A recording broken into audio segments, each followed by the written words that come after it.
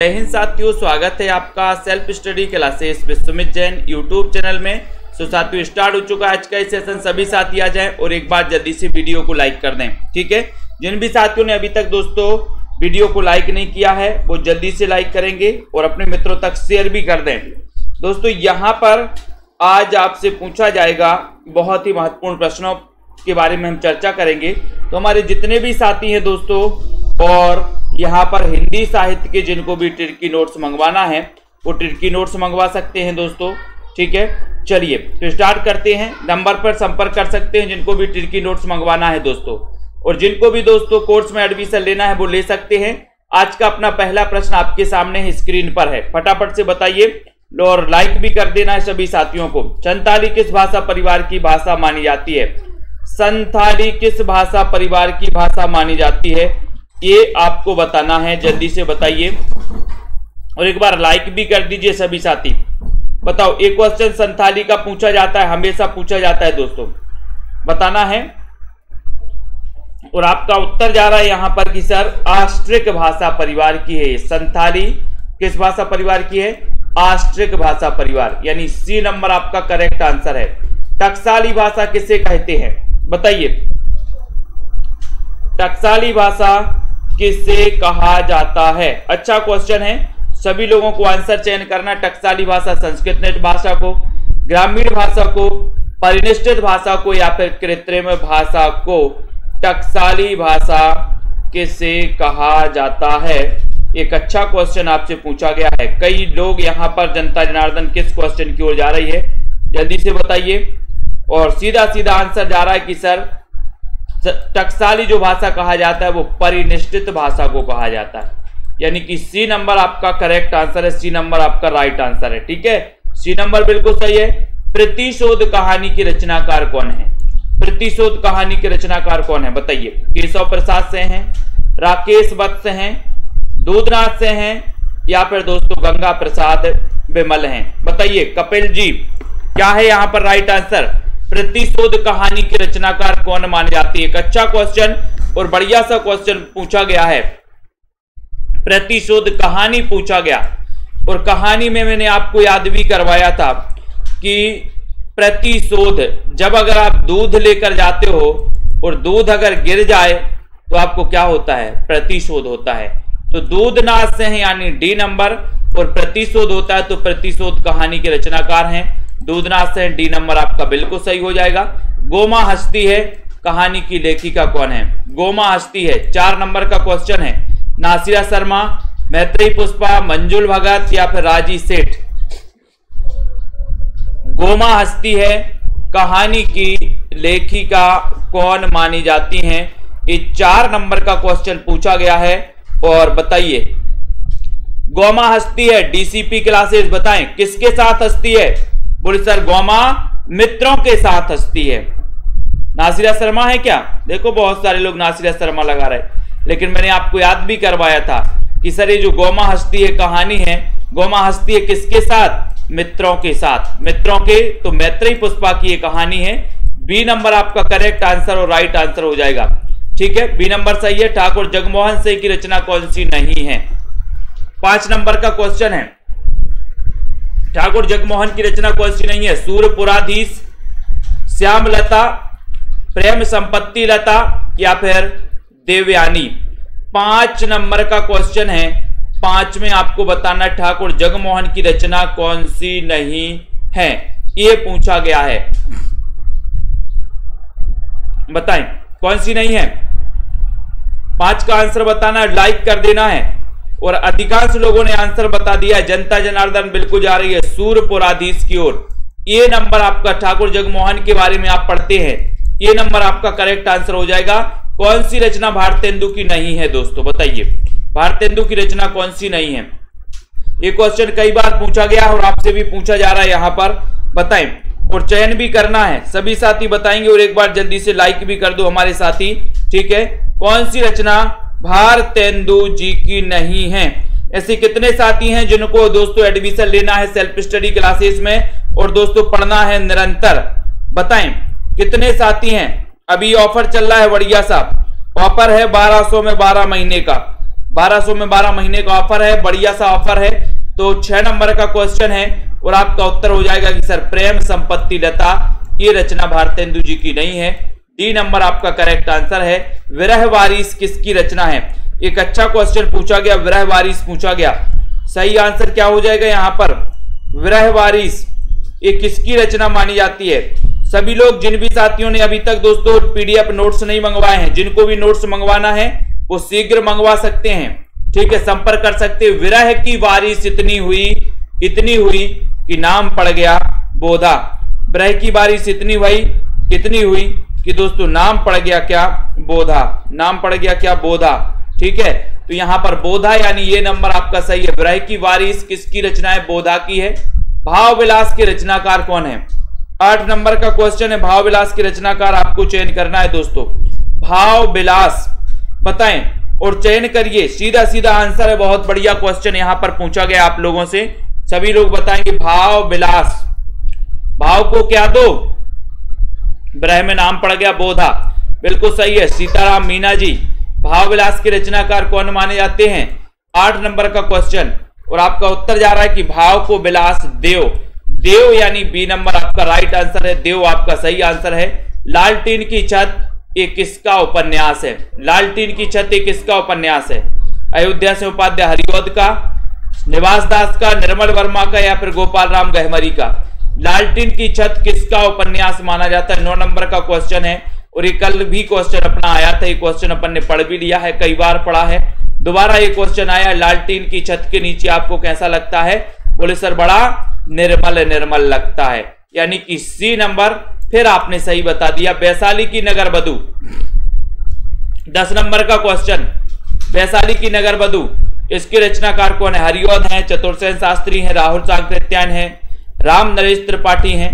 कौन माने जाते हैं वैशाली की नगर बधू के रचनाकार? 10 नंबर का क्वेश्चन है। सीधा सीधा आंसर आपको बताना है और अपन ने कई बार याद भी किया है कि सर वैशाली की जो नगर बधू है वो बहुत कैसी है? चतुर। तो चतुर्सेन शास्त्री यानी बी नंबर आपका करेक्ट और राइट आंसर है। ठीक है, निरंजनी संप्रदाय के प्रवर्तक कवि कौन है दोस्तों? निरंजनी संप्रदाय, ये संप्रदाय पूछा जाता है 11 नंबर का क्वेश्चन पूछा ही जाता है। निरंजनी संप्रदाय के प्रवर्तक कवि कौन है बताएं, और एक बार जल्दी से लाइक भी कर दें। 11 नंबर में सही आंसर क्या जा रहा है? हरप्रीत कौर जी। और सर निरंजनी संप्रदाय पूछा जाता है तो हरिदास निरंजनी माने जाते हैं। बी नंबर आपका करेक्ट और राइट आंसर है। तुलसीदास द्वारा लिखित शारीरिक पीड़ा से मुक्ति हेतु दोस्तों लिखा गया ग्रंथ कौन सा है? शारीरिक पीड़ा से मुक्ति हेतु लिखा गया ग्रंथ कौन सा है? रामलला नहचू, वर्वे रामायण, हनुमान बाहोक, विनय पत्रिका। 12 नंबर का क्वेश्चन है और बहुत ही बढ़िया क्वेश्चन माना जाता है। शारीरिक पीड़ा से मुक्ति हेतु लिखा गया इनका ग्रंथ कौन सा है?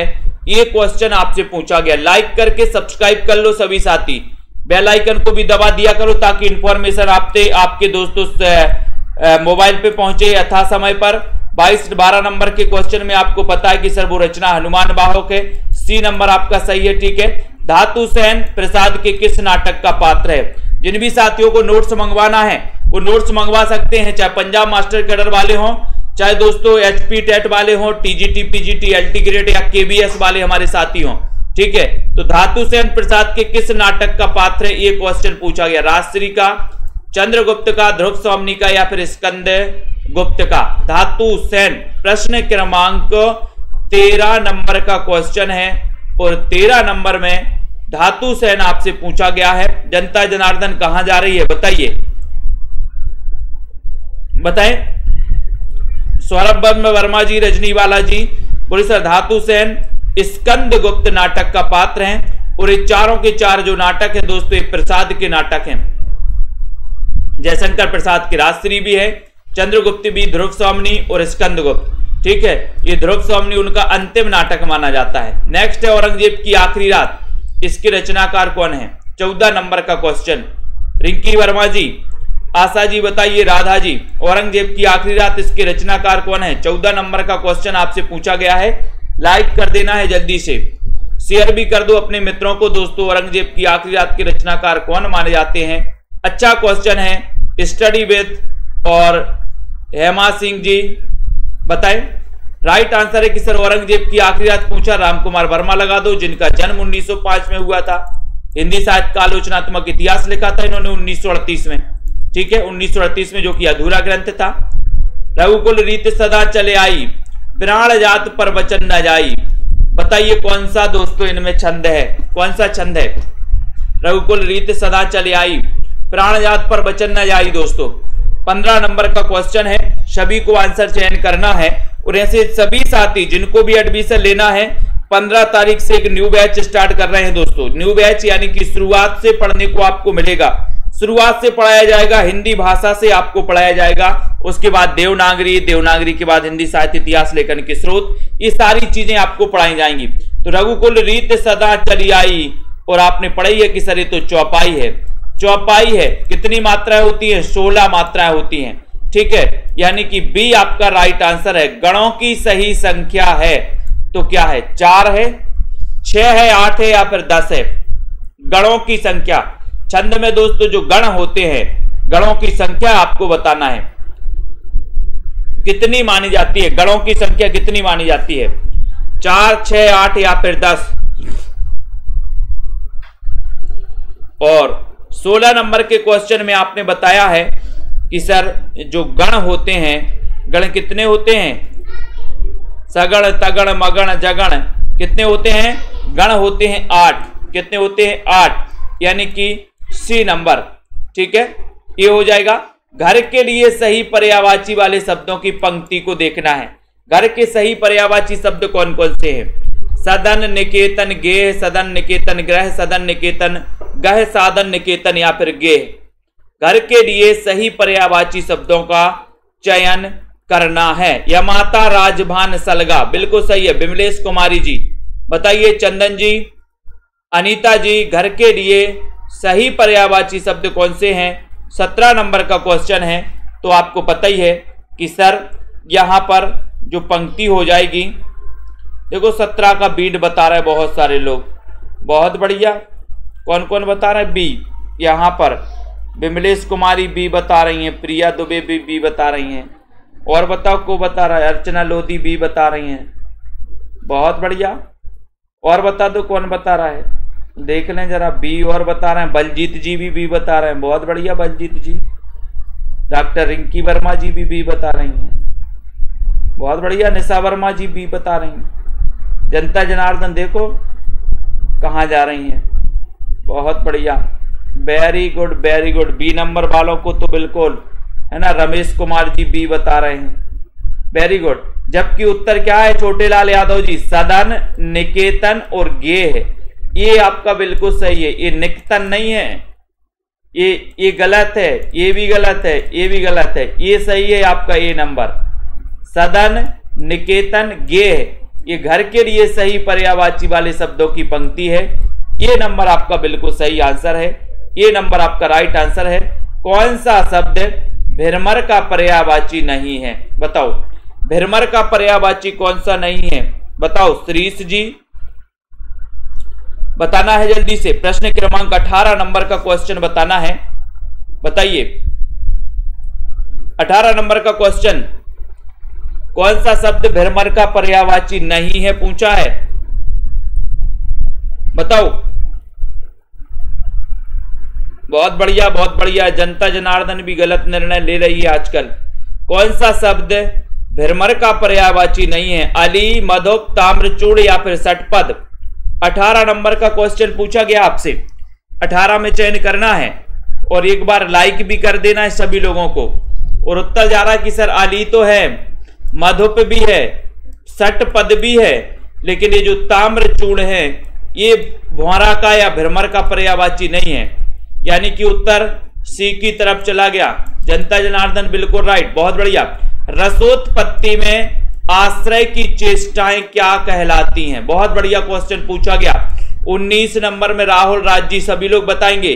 और दोस्तों जिनको भी एडमिशन लेना है लाइव क्लास में, लाइव कोर्स में, तो 1200 में 12 महीने, 1200 में 12 महीने का ऑफर चल रहा है। जिसमें आपको विस्तृत अध्ययन करवाया जाएगा। 15 तारीख से न्यू बैच स्टार्ट हो रहा है, तो बिल्कुल शुरुआत से पढ़ाया जाएगा। टॉपिक वाइज टेस्ट भी लिए जाएंगे आपके, है ना। एक टॉपिक जैसे हिंदी भाषा का टॉपिक पढ़ लिया, उसके बाद टेस्ट होगा, ठीक है। और दोस्तों आपके बहुत सारे टिर्की वीडियो भी इसमें मिलेंगे, बहुत सारे टेस्ट भी आपको मिलने वाले हैं, ठीक है।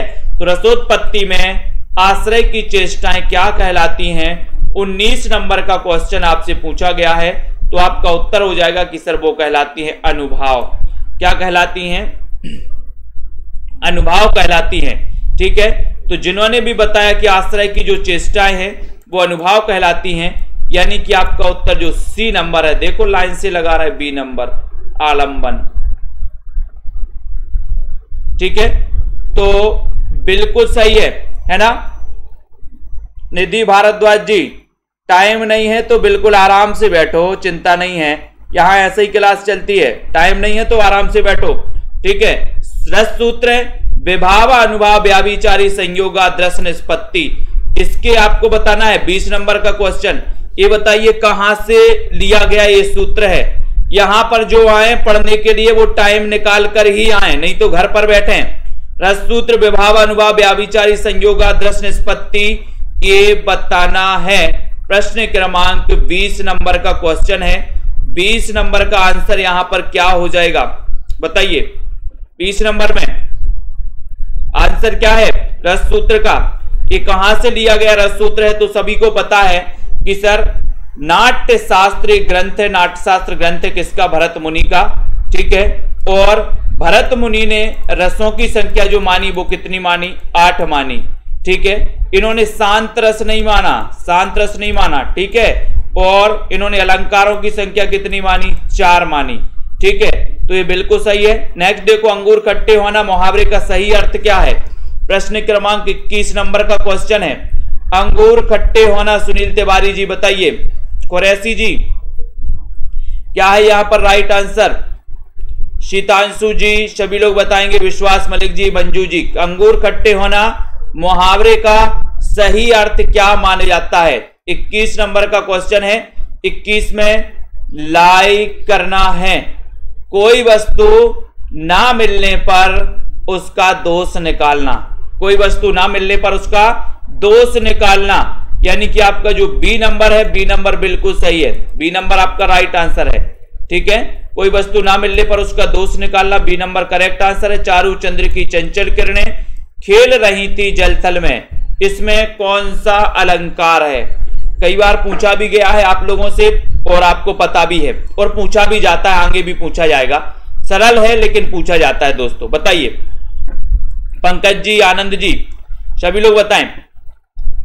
लेट्स प्ले विद चारू चंद्र की चंचल किरणें खेल रही थी जलथल में। जिन भी साथियों को हिंदी साहित्य के नोट्स मंगवाना है, टिर्की नोट्स, वो मंगवा सकते हैं दोस्तों अपने घर पर, ठीक है।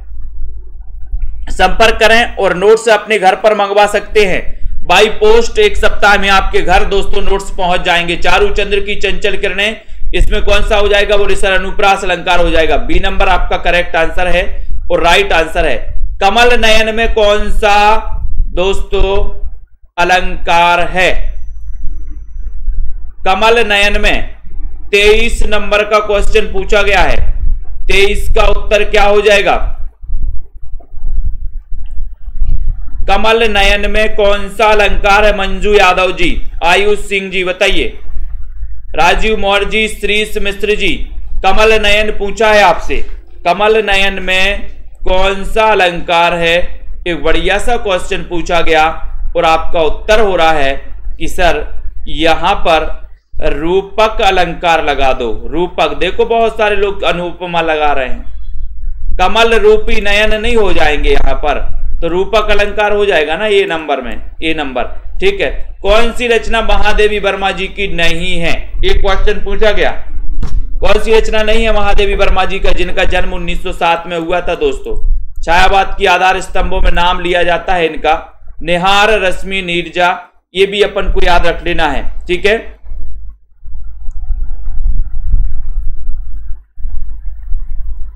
बहुत बढ़िया शिवानी ठाकुर जी, वेरी गुड। कौन सी रचना महादेवी वर्मा की नहीं है? ये 24 नंबर का क्वेश्चन आपसे पूछा गया है। और निहार तो है, रश्मि भी है, सांद गीत भी है, ये युगांत नहीं है, फिर युगांत किसकी है ये बताइए। रश्मि आपको पता है ये बौद्ध धर्म से प्रभावित रचना है, किसकी, महादेवी वर्मा की। तो यहां पर आपका उत्तर बी नंबर सही है, युगांत। और युगांत के रचनाकार कौन है ये भी आपको बताना है। पंत की कौन सी रचना अरविंद दर्शन से प्रभावित है दोस्तों, 25 नंबर का क्वेश्चन।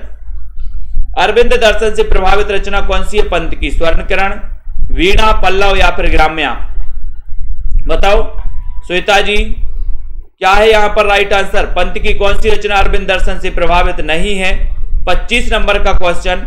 लाइक कर देना है सभी को, सेल्फ स्टडी क्लासेस को ऐप डाउनलोड कर लेना है दोस्तों, सर्च करना है सेल्फ स्टडी क्लासेस, पूरा सर्च कर लेना है क्लासेस तक, ठीक है। तो ये स्वर्ण किरण जो है ये अरविंद दर्शन से प्रभावित है दोस्तों, ये नंबर आपका सही है।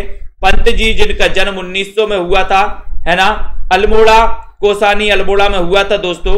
देखो कौन आया है, इस वाक्य में कौन कैसा सर्वनाम है दोस्तों, बताओ कैसा सर्वनाम है। देखो कौन आया है, इस वाक्य में कौन कैसा सर्वनाम है, प्रश्नवाचक है, निश्चयवाचक है, संबंधवाचक है या फिर इनमें से कोई नहीं। बहुत बढ़िया दीपिका शुक्ला जी कि सर युगांत रचना सुमित्रानंदन पंत की रचना है जिसमें उन्होंने छायावाद के अंत की घोषणा की थी, बिल्कुल सही है। तो यहां पर 26 नंबर के क्वेश्चन में सीधा सीधा आंसर पूछा गया कि सर ये प्रश्नवाचक सर्वनाम है, ये नंबर आपका सही है। सम्मुख का विलोम शब्द क्या होगा, 27 में सम्मुख का विलोम बताइए, सम्मुख का विलोम मीना जी बताएं, बीनू सरोज जी, कमला ठाकुर जी 27 नंबर सम्मुख का विलोम शब्द क्या हो जाएगा यहाँ पर, अनीता राजपूत जी, बिंदु लता जी, रमेश जी, बहुत ही बढ़िया क्वेश्चन है। उन्मुख होगा या विमुख होगा, बताओ दो में से, 27 नंबर में से क्वेश्चन आपको बताना है, बहुत ही बढ़िया क्वेश्चन है।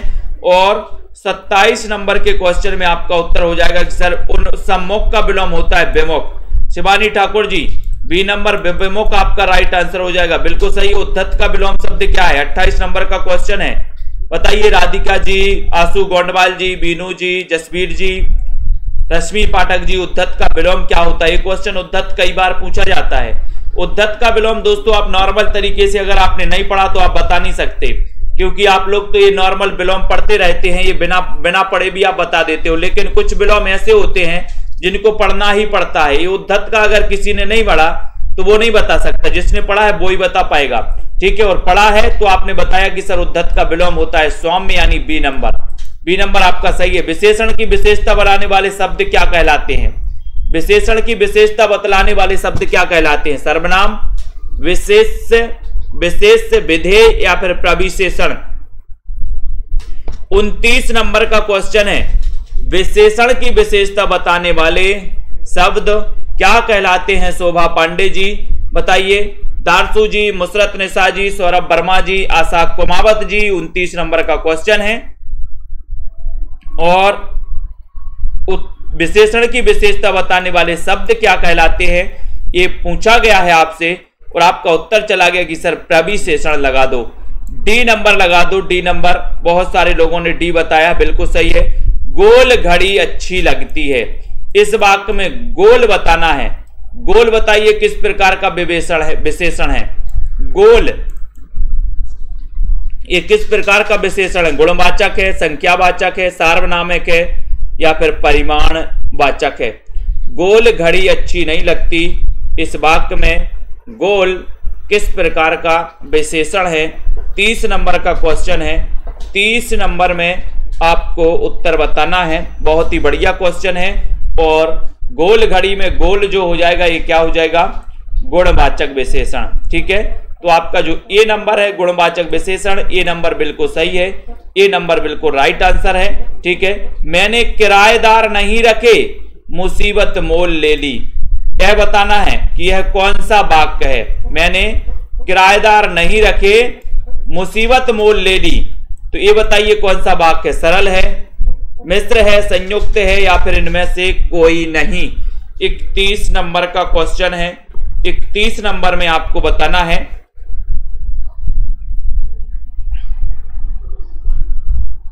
कौन सा वाक्य हो जाएगा ये, मैंने किराएदार नहीं रखे, बल्कि क्या करी है, मुसीबत मोल ले ली है। तो रितेश जी ने बताया है आंसर कि सर ये संयुक्त वाक्य है, यानी कि सी नंबर आपका सही है, ये संयुक्त वाक्य हो जाएगा। मैंने किराएदार नहीं रखे बल्कि दोस्तों क्या ले ली, मुसीबत मोल ले ली। तो यहां पर आपका संयुक्त यानी कि आपका जो बी नंबर है वो बिल्कुल सही है। सॉरी सी नंबर है संयुक्त, वो राइट आंसर है। वह कल मेरे आने से पहले चला गया होगा किस प्रकार का वाक्य है, वह कल मेरे आने से पहले चला गया होगा, ये किस प्रकार का वाक्य माना जाएगा। क्रांति राय जी, सुनीता कुमारी जी, तनु जी, ओम प्रकाश जी, 32 नंबर के क्वेश्चन में आपको बताना है। सभी लोग बताएंगे, लाइक कर दें, मित्रों को शेयर भी कर दिया करो सभी साथी। ये क्लास रोज रात्रि 9 बजे प्रैक्टिस करते हैं हम लोग। वह कल मेरे आने से पहले चला गया होगा किस प्रकार का ये वाक्य है, विस्मय वाचक है, बुलडोजर बाबा, संकेत वाचक है, संदेह वाचक है या फिर विधि वाचक है। तो 32 नंबर में बताना है और यहां पर उत्तर क्या हो जाएगा।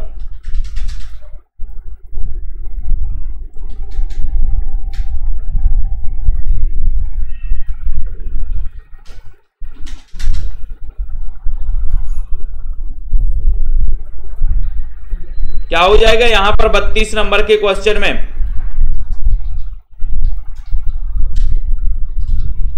बताओ। सभी लोगों ने संदेहवाचक बता दिया, लेकिन यहां पर जो आपका उत्तर है दोस्तों, वो उत्तर हो जाता है, कौन सा हो जाता है, वो हो जाता है संकेतवाचक। वह कल मेरे आने से पहले चला गया होगा, संकेतवाचक है। अगला देख लो, आदिकाल को बीज वपन काल किसने कहा। आदिकाल को बीज वपन काल किसने कहा, जल्दी से बताइए।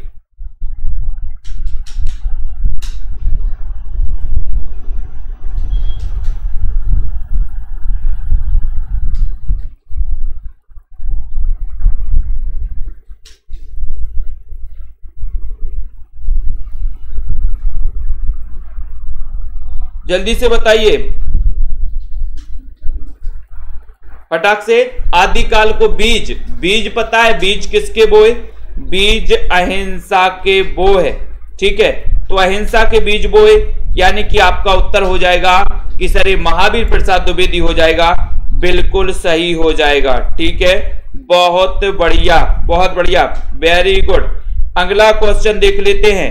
अगला क्वेश्चन आ रहा है, जॉर्ज ग्रियर्सन ने अपने साहित्य इतिहास ग्रंथ में आरंभिक काल को कौन सा नाम दिया है। 34 नंबर का क्वेश्चन है। 34 नंबर में आपको बताना है और यहां पर आपका उत्तर संदेहवाचक हो जाएगा दोस्तों। संदेह है, संकेत नहीं है, ठीक है। ये यहां पर अलग कर लो, संदेहवाचक है, जो कि जनता जनार्दन ने बिल्कुल सही बताया था। संदेहवाचक आपका राइट आंसर। वह कल मेरे आने से पहले चला गया होगा, होगा यानी कि यहां पर संदेह का बोध हो रहा है। सी नंबर आपका सही है, पक्का नहीं है। बीज वपन काल किसने कहा, ये महावीर प्रसाद द्विवेदी सही है। जॉर्ज ग्रियर्सन ने अपने साहित्य इतिहास ग्रंथ में दोस्तों आरंभिक काल को कौन सा नाम दिया है, बताइए। प्रश्न क्रमांक आपका 34 नंबर है। 34 नंबर आपका बिल्कुल सही है, ठीक है। अब जनता जनार्दन जो उत्तर बताएगी वही तो मानना पड़ेगा। सभी लोग बताएं यहां पर, राइट बताइए। जॉर्ज ग्रियर्सन ने अपने साहित्य इतिहास ग्रंथ में आरंभिक काल को क्या नाम दिया है। आदिकाल, प्रारंभिक काल, चारण काल या फिर वीर गाथा काल। सभी लोग बताएं, अच्छा क्वेश्चन है, सभी लोग बताना है, जल्दी से बताइए।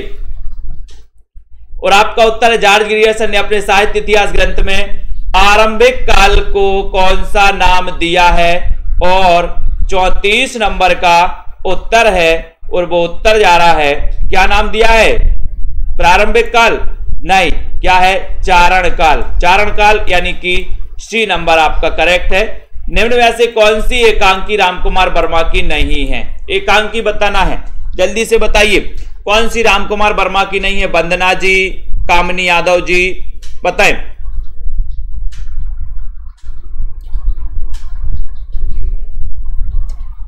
निम्न में से कौन सी एकांकी रामकुमार वर्मा की नहीं है, ये क्वेश्चन आपसे पूछा गया है। तो जल्दी से एक बार सभी लोग बताएंगे उत्तर आपका क्या हो जाएगा यहां पर? सभी लोगों का आंसर जल्दी जल्दी से आने चाहिए, सभी लोग बताएं। और आपका उत्तर है कि सर यहां पर नहीं है, पूछा है 35 नंबर के क्वेश्चन में पूछा है। उत्तर क्या हो रहा है कि सर एक कारवा नहीं है, कारवा। बाकी ये है पृथ्वीराज की आंखें हैं, ठीक है। जनता जनार्दन सही जा रही है, वेरी गुड। राष्ट्र रेशमी मिठाई, सप्तकिरण भी है, कारवा नहीं है, ठीक है, बहुत बढ़िया, ठीक है, वेरी गुड। नेक्स्ट देखो, प्रगतिवादी समीक्षक हैं, कौन है प्रगतिवादी समीक्षक? बताना है, बताएं। प्रगतिवादी समीक्षक कौन माने जाते हैं? मार्क्सवादी समीक्षक कौन माने जाते हैं? ये क्वेश्चन तो प्राय आता ही है। आलोक से बताइए।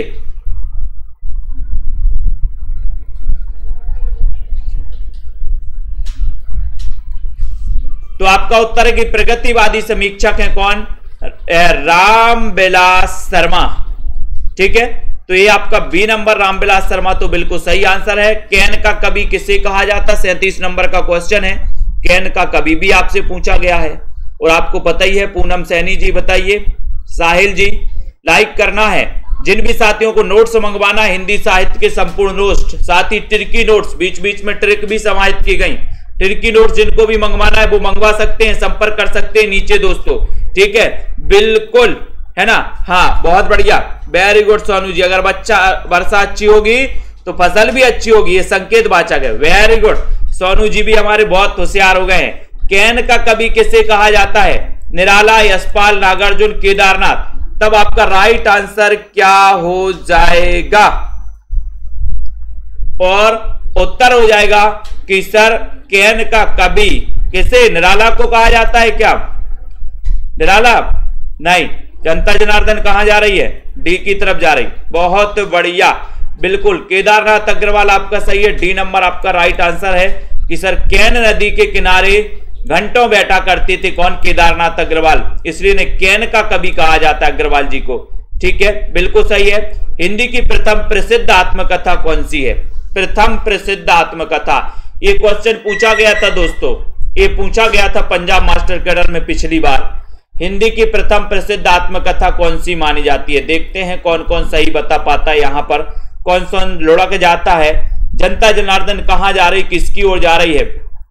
हिंदी साहित्य के नोट्स मंगवाने के लिए दोस्तों आप नीचे लिखा नंबर संपर्क कर सकते हैं और अपने घर पर हिंदी साहित्य के ट्रिकी नोट्स मंगवा सकते हैं। हिंदी की प्रथम प्रसिद्ध आत्मकथा कौन सी है? 38 नंबर के क्वेश्चन में आपको बताना है माया राम जी। और सभी लोगों ने बताया कि सर हिंदी की जो प्रथम प्रसिद्ध आत्मकथा मानी जाती है मेरी आत्म कहानी, इसका रचना काल भी बताइए जल्दी से। मेरी आत्म कहानी जो कि श्याम सुंदर दास द्वारा रचित है, ये नंबर आपका बिल्कुल सही है। इसका रचना काल क्या है? रचना काल बताइए। मेरी आत्म कहानी, ये नंबर में आपका सही है। अगला है शिकंजे का दर्द, आत्मकथा है, किसकी है? सुशीला टाकबोरे, माता प्रसाद, देवराज उपाध्याय या फिर धर्मवीर। शिकंजे का दर्द आत्मकथा किसकी मानी जाती है? रचना जी, रोली सिंह जी, बीनू सरोज जी बताइए, मोना जी, जसवीर जी, सुनील जी। शिकंजे का दर्द ये आत्मकथा किसकी है? ये 39 नंबर का क्वेश्चन आपसे पूछा गया है। 39 नंबर में आपका उत्तर जा रहा है कि सर शिकंजे का दर्द यानी कि सुशीला टाकबोरे।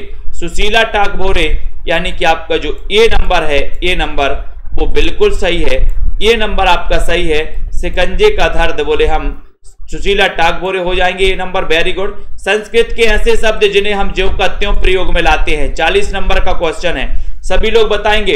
लाइक करना है टीजीटी पीजीटी वाले, एंटी ग्रेड वाले, केबीएस, एचपी कमीशन, एचटेट वाले, जिनको भी हिंदी साहित्य के ट्रिकी नोट्स मंगवाना है, आरपीएससी वाले, मास्टर कैडर वाले, वो मंगवा सकते हैं दोस्तों, ठीक है। हिंदी साहित्य के बढ़िया नोट्स बनाए गए हैं, वो मंगवा सकते हैं, संपर्क कर सकते हैं। और जिन भी साथियों को लाइव कोर्स में एडमिशन लेना है वो लाइव कोर्स में एडमिशन ले सकते हैं। आपको करना क्या है? Self study classes app download कर लेना है और हमसे सीधा संपर्क कर लेना है कि सर हमें लाइव कोर्स में एडमिशन लेना है, ठीक है, जिनमें आपको विस्तृत पढ़ाया जाता है, टॉपिक वाइज टेस्ट भी करवाया जाता है, उसे तत्सम कहा जाता है। बी नंबर आपका सही है। कौन सा शब्द तुर्की है? तुर्की का शब्द कौन सा है? 41 नंबर का क्वेश्चन। तुर्की का शब्द कौन सा है शिव कुमार जी? कैंची है, चाय है, कमरा है या फिर रिक्शा है? ये बताना है, बताइए, बताएं। प्रश्न क्रमांक 41 नंबर है। आपको पता है कि इनमें से कौन सा शब्द तुर्की का है? 41 नंबर का बहुत ही बढ़िया क्वेश्चन। और लगभग जनता जनार्दन जा रही है कैंची की ओर। कैंची चल गई जनता की, बहुत बढ़िया, कैंची चल गई। तो ये नंबर आपने टिक लगा दिया, कैंची चल गई, तो ये आपका सही हो जाएगा। ये तुर्की शब्द है दोस्तों, कैंची। ठीक है, कैंची से अपन तुर्कू तुर्की तुर्की तुर्की कर देंगे, बोले सर हम। ठीक है, हिंदी वर्णमाला में अयोगवाह वर्ण कौन से हैं? ये अयोगवाह तो पूछे ही जाते हैं, आपको पता भी है। बताइए हिंदी वर्णमाला में अयोगवाह वर्ण कौन से हैं? आ आ, ई उ उ या फिर आहा। हिंदी वर्णमाला में अयोगवाह वर्ण कौन से हैं? ये बताना है जसवीर जी, सोनू जी, जल्दी से बताइए। शेयर भी कर दिया करो सभी साथी। पूनम यादव जी, और आपको पता है कि सर आहा में लगा दो, क्लिक कर दो। डी नंबर आपका सही है। या रा ला वा व्यंजन है, बताइए किस प्रकार के व्यंजन? उसमें संघर्षी व्यंजन है, अंतस्थ है, संयुक्त है, पार्श्विक व्यंजन है। ये किस प्रकार के व्यंजन आपके माने जाते हैं, ये आपको चयन करना है दोस्तों। सेल्फ स्टडी क्लासेस का ऐप अगर आपने डाउनलोड नहीं किया तो आज ही प्ले स्टोर में जाइए, self study classes app download करिए। और यार लव, यार से लब आप कैसे करते हो? बाहरी दिखावा करते हो कि अंतस्थ से करते हो? बोले सब यार से हम लव करते हैं, लेकिन कैसे? अंतस्थ से करते हैं। अंतस्थ यानी बी नंबर आपका करेक्ट आंसर हो जाएगा। संसद से सड़क तक के रचनाकार कौन हैं? संसद से सड़क तक मुक्तिबोध, धूमिल, सर्वेश्वर दयाल सक्सेना, लीलाधर जगुड़ी। संसद से सड़क तक, इसके रचनाकार कौन है? अच्छा है क्वेश्चन। 44 नंबर का उत्तर आपको बताना है। और आपको मैंने कई बार बताया कि सर संसद से सड़क तक धूल मिल, धूल मिल, धूल ही धूल मिलती है, धूल ही धूल मिलती है। कहां तक? संसद से सड़क तक धूल ही धूल मिलती है। तो ये धूल मिल हो जाएंगे। और सुदामा पांडे धूमिल की रचना है। नाव के पांव की रचनाकार कौन है? नाव के पांव याद करवाया मैंने आपको, ट्रिक से याद करवाया है। तो कितने साथी हैं जिनको ट्रिकी नोट्स अपने घर पर मंगवाना? हिंदी साहित्य के बढ़िया नोट्स बनाए गए हैं, बढ़िया तरीके से आप पढ़ सकते हो। सीधा नंबर दिया है, संपर्क कर सकते हो, बात कर सकते हो, नोट्स एक सप्ताह में अपने घर मंगवा सकते हो। नाव के पांव, इसके रचनाकार कौन है? 45 नंबर का क्वेश्चन है। और आपका उत्तर है कि सर नाव के पांव क्या रहते हैं? गुप्त रहते, गुप्त। तो गुप्त से क्या बनेगा? जगदीश गुप्त। यानी कि ये नंबर आपका करेक्ट आंसर हो जाएगा, राइट आंसर हो जाएगा। जगदीश गुप्त आपका सही हो जाएगा। ठीक है, नाव के पांव कैसे रहते? गुप्त रहते हैं। बहुत बढ़िया।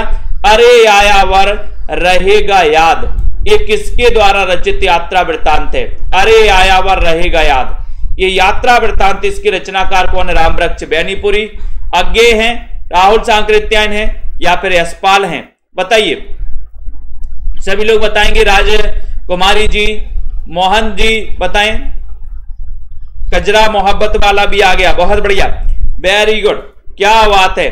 तो यहां पर अरे आयावर रहेगा याद अज्ञे द्वारा रचित है। बी नंबर 1911 में इनका जन्म हो जाता है अज्ञे जी का।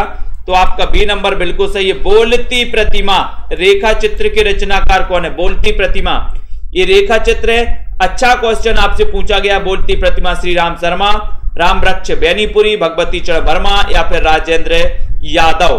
बोलती प्रतिमा, इसके रचनाकार कौन माने जाते? आयुष जी, रीना यादव जी, कमलाकांत जी, श्वेता जी, लालदास जी। और बिल्कुल सही है, बहुत बढ़िया।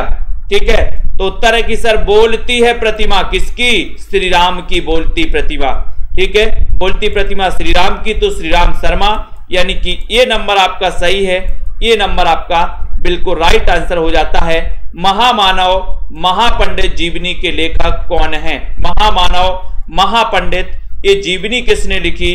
48 नंबर के क्वेश्चन में आपको बताना है। लाइक भी कर देना है, सभी लोग बताएंगे। ठीक है, बहुत बढ़िया। और शेयर भी कर दो। महामानव महापंडित जीवनी के लेखक कौन माने जाते हैं? हिंदी साहित्य के बढ़िया नोट्स बनाए गए जो मैंने स्वयं बनाए हैं दोस्तों, बहुत ही मेहनत करके आप लोगों के लिए बनाए हैं। कई पुस्तकों का संकलन किया है और आपको बीच बीच में ट्रिक भी उसमें समाहित की गई हैं। सो जिन भी साथियों को ये मंगवाना है ये नोट्स, वो मंगवा सकते हैं। महामानव महापंडित जीवनी के लेखक कौन है?